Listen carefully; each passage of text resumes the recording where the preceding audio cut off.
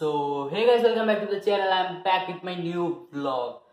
सो guys, काफी लोग मुझे बोलते हैं कि आप रोज व्लॉग बनाओ। मतलब सब लोगों के लिए बोलना चाहूंगा कि गाइस, रोज व्लॉग बनाने में मुझे कोई परेशानी नहीं है। लॉकडाउन चल रहा है तो घर पे बैठे और कुछ ज्यादा कुछ बता नहीं सकते, लेकिन फिर भी मैं आप सभी लोगों के लिए कंटेंट लाता रहूंगा और करीबन 3 4 5 6 दिन में एक वीडियो आ जाएगा। तो चलिए आज का वीडियो स्टार्ट करते हैं।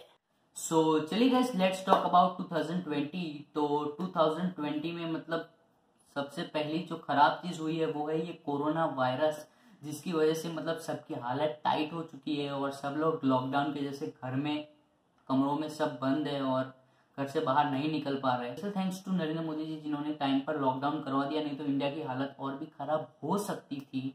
लेकिन लॉकडाउन की वजह से हम लोग अभी सेफ हैं और काफी लोग इससे जूझ भी रहे हैं। करीबन काफी ज्यादा केसेस हो चुके हैं इंडिया में भी, करीबन 30,000 अप हो चुके हैं केसेस, और अच्छी बात नहीं है और धीरे धीरे बढ़ रहे हैं अभी केसेस। सब लोग स्टे होम, स्टे सेफ, घर पे रहिए सब लोग और बाहर मत निकलना। तो ये सबसे खराब चीज हुई है 2020 की शुरुआत में ही।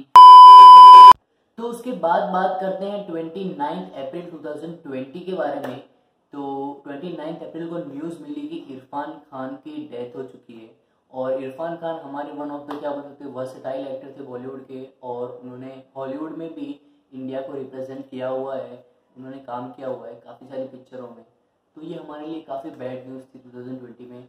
उसके बाद एक दिन बाद ही 30 अप्रैल 2020 को एक और न्यूज़ आई कि ऋषि कपूर जी की भी डेथ हो चुकी है। और ये एक और बैड न्यूज़ है 2020 के लिए, क्योंकि ऋषि कपूर जी आप सभी लोगों को पता ही होगा कि काफ़ी लेजेंड एक्टर्स थे। उनकी पीढ़ी दर पीढ़ी हम लोगों को एंटरटेन करती आ रही है। तो ये कुछ बातें थी गाइस, जिनको देखते हुए हम बोल सकते हैं कि 2020 वर्स्ट ईयर है अभी तक। मतलब अभी तो स्टार्ट हुआ है, करीबन ये अप्रैल का महीना चल रहा है, लेकिन आगे देखते हैं आगे अच्छा हो, ऐसा हम लोग सोच रहे हैं। लेकिन सालों बाद भी 2020 को वर्स्ट ईयर बोलेंगे लोग, क्योंकि तो सबसे पहले कोरोना वायरस की वजह से काफी सारे लोगों की डेथ हो रही है। एक और चीज गाइस बताना चाहूंगा मैं कि जो इरफान खान है, उनके इंस्टाग्राम पे फॉलोअर्स करीबन, उनकी जो डेथ थी उसके पहले करीबन 3 4 लाख थे फॉलोअर्स, और अभी उनके फिलहाल फॉलोअर्स कुछ 6 लाख ऊपर चले गए।